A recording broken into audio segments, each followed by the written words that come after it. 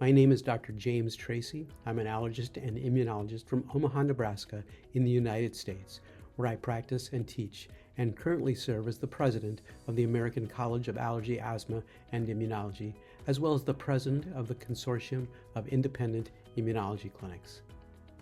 At APAAACI 2025, I'll be presenting on hereditary angioedema management strategies, prophylaxis versus on-demand treatments.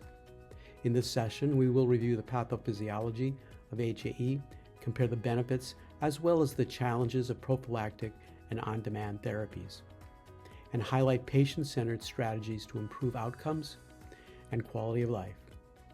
Why should you attend? Well, it's because hereditary angioedema is a condition where the choices can dramatically change how patients live day to day. This session will give you practical insights, the latest updates, and tools you can apply immediately in your practice. I warmly invite you to join us at the APAACI 2025 Congress in Jakarta, Indonesia. This will truly be a global meeting, bringing together colleagues and leaders from around the world to share, collaborate, and to shape the future of allergy, asthma, and clinical immunology.